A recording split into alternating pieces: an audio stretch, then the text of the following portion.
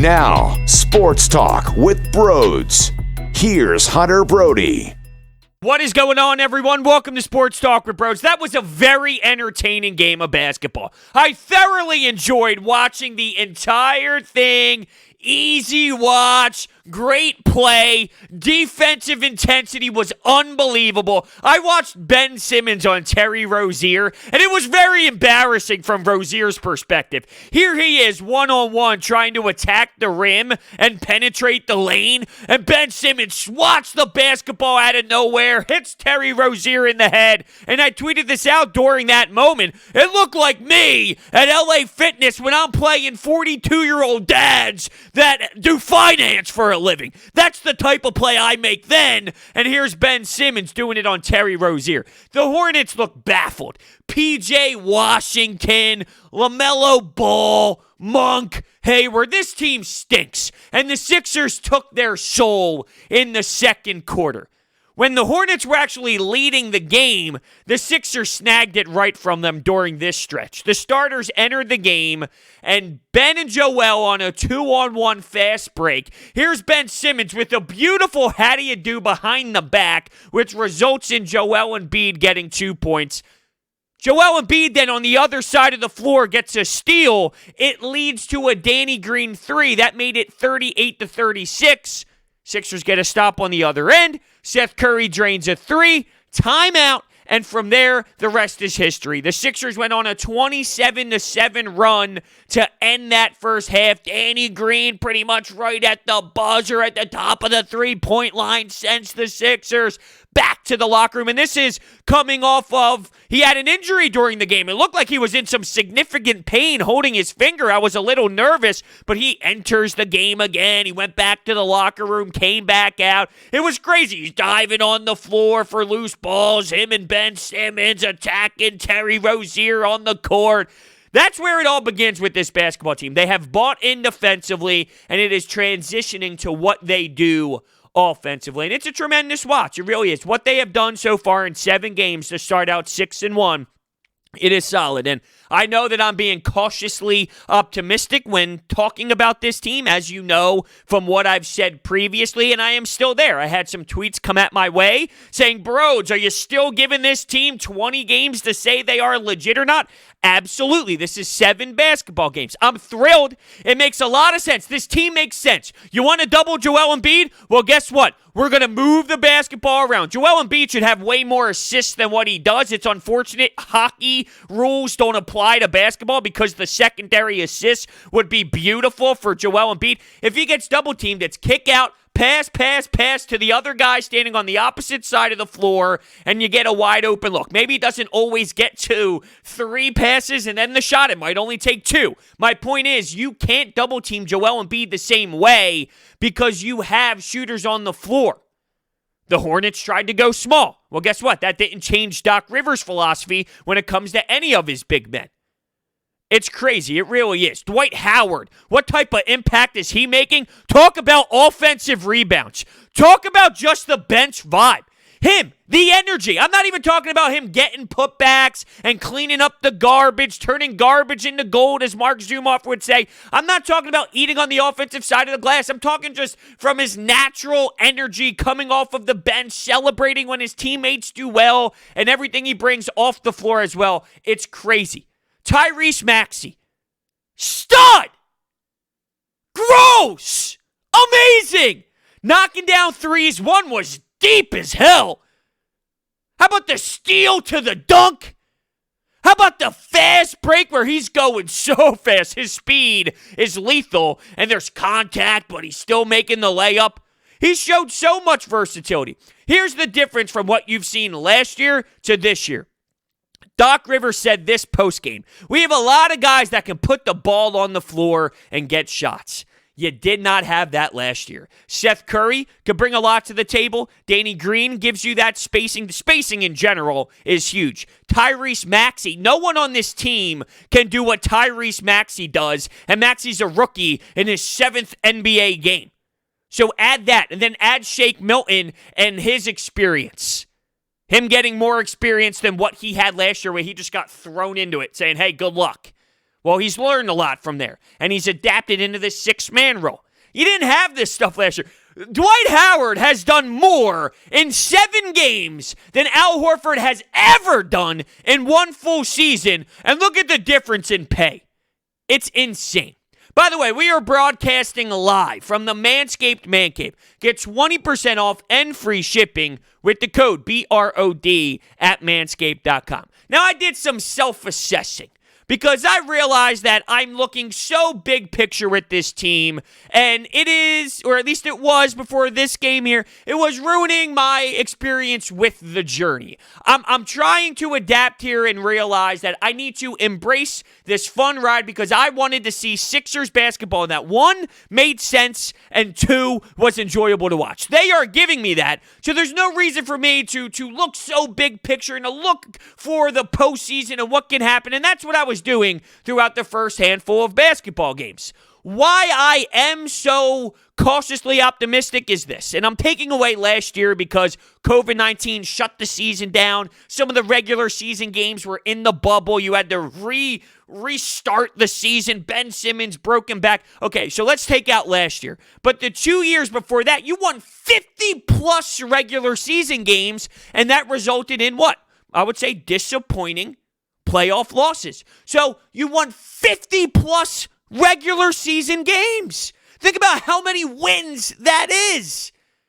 And what did that mean for the postseason? So while I'm excited for the 6-1 start, hottest team in the NBA right now, watching the Boston Celtics struggle to squeak one out against the Detroit Pistons after having a bad game prior to that. Although I checked the NBA scoreboard tonight, they're taking care of business against the Toronto Raptors, at least at the time of this recording. So you're seeing some teams struggle throughout to get off to their starts that they probably anticipated going off to a hotter start, but they're struggling a little bit early. The Sixers are not. I'm thrilled for that. They're giving me entertaining basketball. When they were going on that ride in the third quarter, Tobias Harris stepping up, playing smart basketball, being the guy that we need him to be, executing very well, getting a nice dunk, coming off of being named the Eastern Conference Player of the Week, keeping the foot on the gas, keeping that high intensity. I was loving it. You know, you see the ball movement, the swinging of the passes, drilling threes. It's crazy. It's incredible. It's wild what spacing really does. It all starts with that. The fact that you have that, it opens up so much to what you can run offensively. Doc Rivers is playing a big part in that. Roster construction is playing a big part of that. See, last year everyone stressed coach. Coach was a part of it. I stressed Joshua Harris, David Blitzer, the ownership group. They can't be making decisions. Get a real guy in here. Get someone new in here who knows what the hell they're doing. Well, enter Daryl Morey. Then things started happening. The Dwight Howard signing is Daryl Morey. Is this team the same without Dwight Howard? The answer is no. You can live with Joel Embiid off the floor for a little bit of time. Now, this was weird because it wasn't Joel Embiid's most dominating performance. There was a run throughout that second quarter where he helped that 27-7 run that I mentioned that was so important to the success of this basketball team on this specific night. But it's not the Joel Embiid night that you are accustomed to seeing. He finished with 14 and 11. But because you have someone like Dwight Howard to eat up some minutes, I mean, that's a big part of this thing. This is your rest. You have a back-to-back coming up this week. You're naturally giving your stars an opportunity to sit on the bench while you play these deeper bench guys. And they didn't let go. They kept attacking. They kept knocking down shots. They kept abusing this team. Now, apparently, if I mention this Hornets team is garbage, that shows that somehow I'm trying to knock the 76ers. No, both can be true. I can be very impressed with the outing and the lack of turnovers from this Sixer squad, only recording 10 turnovers on the night. You look through the starters, one turnover. That's it. Ben with 2. I mean, that's incredible stuff. You keep the ball in your own hands, and you limit what the other team can do, and you limit the fast break opportunities. You limit turning the ball over while running up the floor, where you're going to put yourself in a great position to come out victorious. But when you look at the 76ers team, both can be true. They could play incredible, and they're playing poor talent. The Charlotte Hornets are a bad basketball team. I don't know why that pisses off so many people. You know, you throw out a simple tweet. Run away with this thing. Why does it have to be that the Hornets stink? Why can't it be because the Sixers are elite? Why can't it be both? Why can't it be the Sixers are playing extremely well and the Hornets stink? A Terry Rozier-led basketball team is not a promising basketball team. Is that fair to say? Jeez, I never understood why people felt so butthurt about me saying that. Insane, man. Really insane. All right, so third quarter, I mentioned what Ben Simmons did to Terry Rozier. I mentioned Danny Green and Ben Simmons diving all over the floor. That shows the commitment. That shows that they are willing. What they are doing defensively, they are swarming the hell out of guys. Joel Embiid's presence alone in the paint scared the Hornets to even penetrate, to even try and go to the paint, because they know there's a 7-footer there that's going to block every single shot. Now, they don't have the skill or anyone confident enough to take on some of these players. Other teams will. There are other stars out there that won't be afraid to break down a defender and try and make a shot, or to break down a defender and attack the rim. There will be opponents that have the mentality of, I'm going to do it. With this Hornets team, they just don't. So while Joel Embiid offensively wasn't this crazy intense guy that we are used to seeing 35 and 18 type of night, his body standing close to the basket clearly scared some of these players to look in that area, which then resulted in poor shots or resulted in trying to force another pass. And that's when the Sixers all gathered around, got the basketball, and went down the court. Tobias Harris, 22 points on 10 of 16 shooting. With the snap of your fingers, if you remember, in the preseason games, and it's so early, but he looked like he didn't even know what to do with the ball.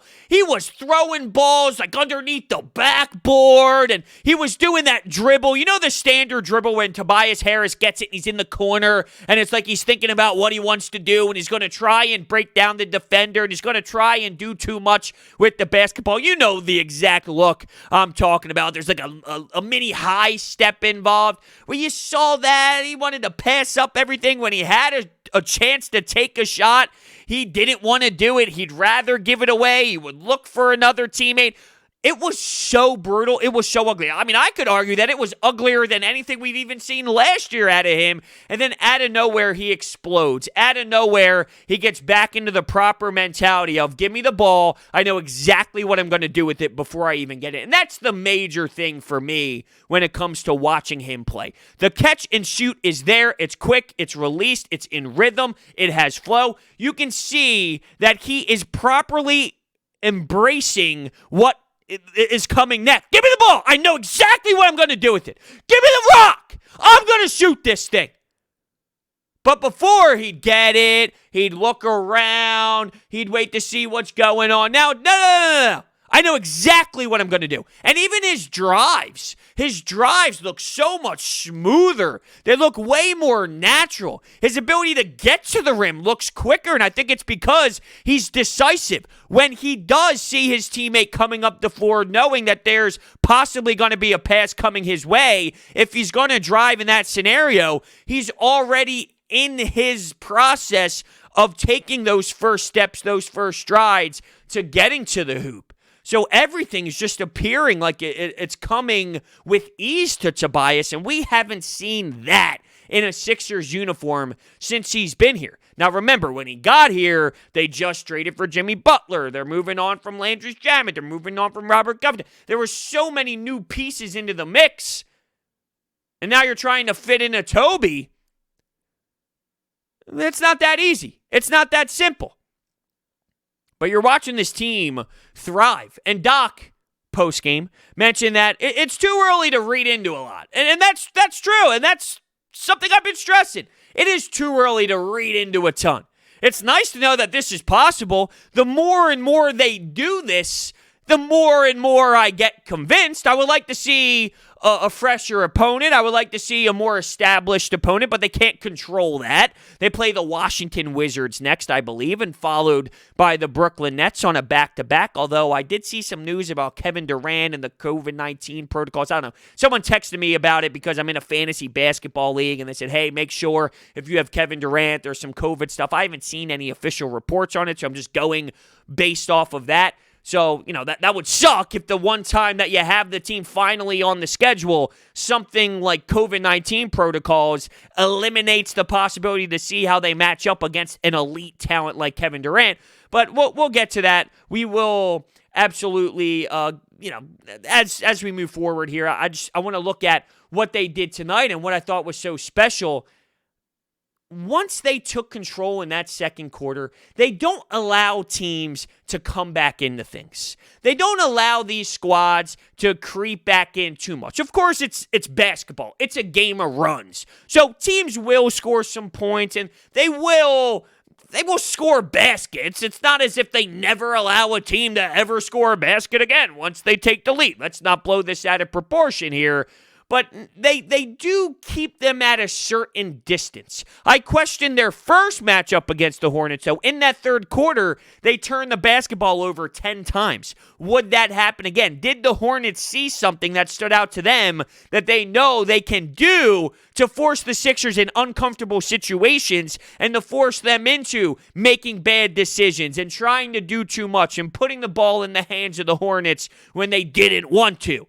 Well, that didn't really happen. But those 10 turnovers, if the team was a better team that they were playing against, well, they would probably score more points and crack back into the lead more. That didn't happen in their first outing against the Hornets. And in this one, they only had 10 total turnovers. They had 10 in the third quarter last game.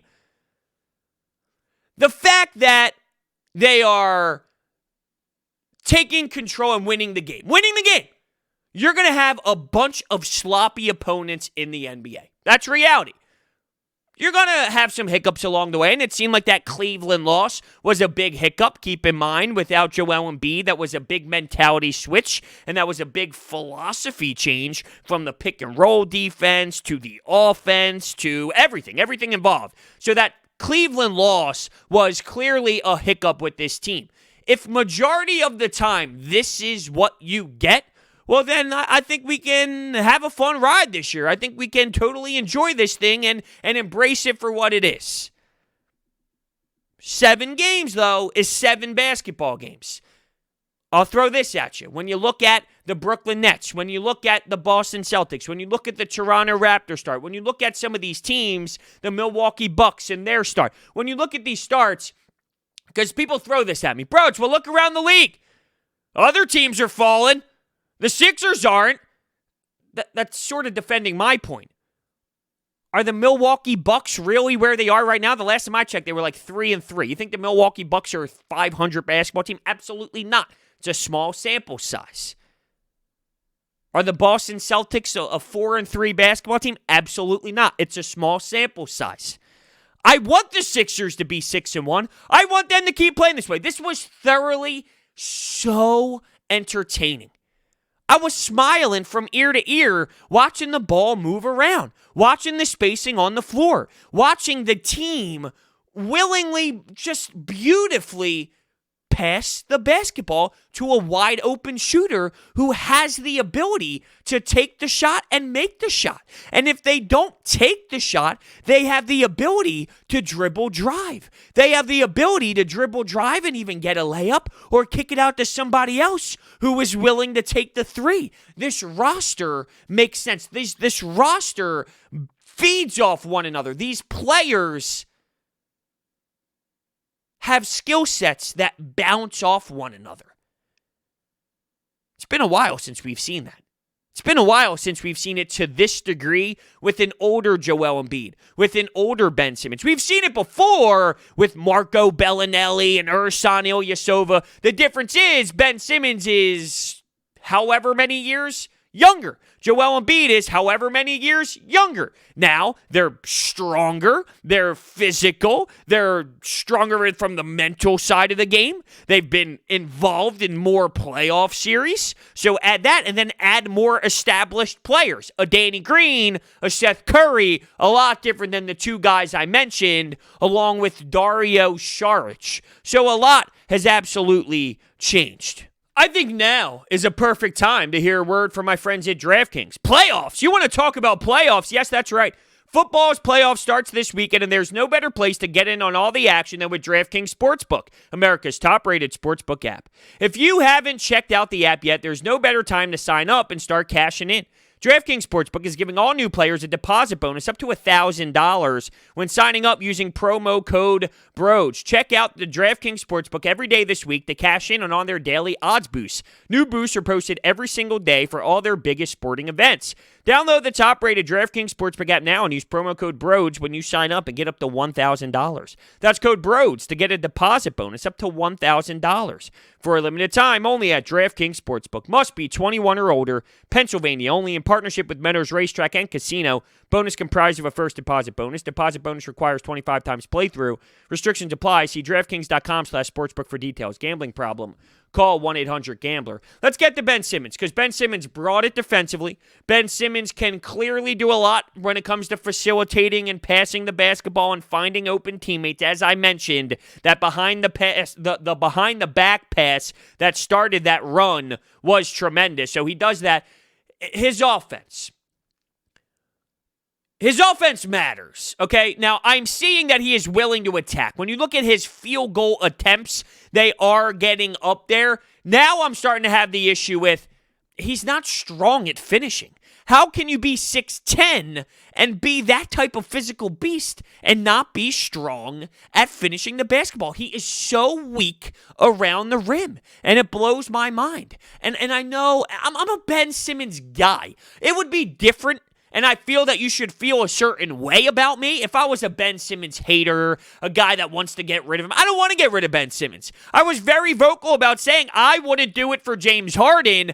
I like Ben Simmons, and I think that he is such a strong player that puts you in the contender spot for such a long period of time if he continues to grow. So no one needs to sell me on his defense. No one needs to sell me on what he does from getting his teammates operating well. No one needs to sell me on all the intangibles that he does so well. But to act as if the offensive side of the game flat out won't matter at all, it's not a reality. Now, this year, you have more ability surrounding him, and it's different because they're spacing, but you do need more out of Ben Simmons from the offensive side of the game. You will.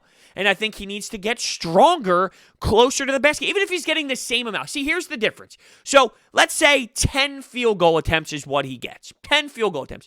That's fine. Be stronger in those 10 attempts. If you're doing 10 and you're hitting 2 or 3, not good enough. If you're getting 10 and you're hitting 7, okay, now we're talking. So now it's not necessarily about the attempts and how many it is. Now it's the efficient rate. We're taking baby steps. I thought early in this game, very aggressive, shoulder down, willing to go to the paint and willing to go to the rack, but it wasn't so smooth. Before, some games you'd see 4 field goal attempts, and I'm sure there's going to be a time this season where that happens and I'll lose my damn mind because there's just no way in hell that should ever happen. 0. Now I want it to be more efficient. Work on actually getting the ball through the hoop when you're 2-3 feet from the basket, when it's a bunny, when it's a layup. We can work on that. I'm not asking for too much now. I'm not asking for the 3-point shot every single damn night, which we didn't see any of that this game, and we didn't see any of that same action ran where Embiid's at the top of the key and you push it out to Ben Simmons on the wing and he gives you that fake look or he gives you those eyes or that jab step. None of that this game, unless somehow I missed it, but I'm pretty damn sure I did. For about 2 minutes, I went into the kitchen to get myself a nice cup of coffee. So unless it happened in that 2-minute span, didn't happen though. I know it didn't happen. Efficient. Harder to the rack. Get to the rim. Put the ball through the hoop. Not asking for too much. And I know I touched on Maxey, but I want to hit on him again. This kid is special. Okay, this kid can grow into something legit. This kid has the skill set, and you can see it right from the jump. When you watch someone play, you can tell whether they have it or not. Shake Milton. Always been intrigued by Shake Milton. I've been very clear that I think he's raw, and he needs a lot more time to grow, and he needs to learn, and he's gotta fail so he can use that knowledge and experience to help him and for him to gain positives from the negatives, right? Fail for some times throughout your career, and you take all that data in, you apply that to your practice schedule, you apply that to what you want to develop and how you want to take the next step, and then you become a better version of yourself. So I think Shake Milton is very raw. He's getting better, and he's becoming a stronger player. But when you watch him and you see what he brings to the table, NBA player, absolutely has a role. And you could say that years ago when you saw him. You knew it would just take a bit of time. When you see Tyrese Maxey, it's explosive, first step unreal, speed, can attack the basket, can adjust going to the basket, utilizes his body very well, can knock down the shots, can pass the basketball, active with the hands, athletic. It all relates. It all translates to NBA basketball. Now, Furkan Korkmaz, do you see the difference? Do you see the difference? Can't hang. Slow feet. Not fast enough by the perimeter. They try and put the ball in his hands. It doesn't work. Seriously, they try and put the ball in Furkan Korkmaz's hands. Do you think it's ironic that you're seeing some nice flow, some nice rhythm? Furkan's not there? Look, Furkan's going to make shots in regular season, this and that. And I'm not trying to go down that road again. I'm just looking at postseason ball, but I do that sometimes. There is a point in time when you go from tank mode to, what was that first season that it was entertaining? 28 wins with Joel Embiid, right? And then you get to, hey, we made the playoffs. So those first years of getting back into the playoffs, all the 82 games, it's this fun ride, right? It's like, hey, yeah, we're getting back into playoff ball, 3rd seed, 5th seed, 4th seed. We're in the conversation with the top of the East, right? After that, after so many years of that, it becomes, okay, what is the regular season? And that's why I fall into this trap. I get why 2 years ago it's different. 3 years ago, it's different. Transitioning from process to playoffs, the juice is there. Do you think LeBron and the Lakers care about the regular season ball as much as the Sixers did 2 years ago or 3 years ago? Do you think these teams at the top value those regular season games? No, at some point, you are known to be a playoff team. You are known to be a squad that should be competing for an NBA Finals. So at some point, that regular season vibe dies out. And I can tell myself I'm transitioning with that flow. I'm trying to pull myself back in. If you can't tell, seriously, I am trying. And I saw a lot of comments about, bro, just take a deep breath. This was after last game's post-game pod. Take a deep breath. Just enjoy it. And I'm listening. I promise I am listening, and I'm doing my best, and I can feel that, taking those deep breaths and reading the relaxed comment. I'm feeling it. I am. It's working. We're on to something. Just give me time. Give me time. That's all I ask of you. Give me time to settle in and adjust to valuing regular season basketball. I'm working on it. Sincerely. I'm not bullshitting anyone. I'm not here to bullshit. I'm a man of the people. All right? Good victory. 27-7 run. Then the first half. Third quarter, Tobias Harris. Fourth quarter, Tyrese Maxey. Incredible game. There's no denying it. All right, with over 20 years of experience in the solar industry, Orbit Energy and Power is home to your solar experts in residential and commercial projects. They are dedicated to making sure your project is completed easily and properly. Their solar program helps eliminate your electric bill completely. They offer flexible financing solutions such as $0 down. They also provide water purification systems, backup energy services, battery storage, and more. So check out their information. It's all down below. It was so much fun. One thing, though, to notice is I did mention how some of these teams are coming off to a slower start, and to start the season, they're losing some basketball games. Even though I don't think this is who they are forever, they are starting the season out with some losses that they should definitely be winning. They should get some W's under their belt. It's solid to be 6-1 when everybody else is starting slower. It puts you in a better position, and if they continue to grab a couple more here, it buys you losses. I know that sounds silly, but there's going to be times where they go on a little bit of a funk. It's just the flow of sports, not just NBA seasons, NHL, NFL. You go on a 2-game losing streak in the NFL when you're a good football team. You bounce back, you win 4 straight. Look at the Baltimore Ravens. They went on a putrid run. Then they end the season off strong. It's just flow of sports. So when the Sixers eventually do go on a little bit of a funk where they're not shooting their best and it's not the best version of themselves, well, because they started off so hot, it buys them a couple losses where the impact won't be as strong. That's something to absolutely note. One last thing to note.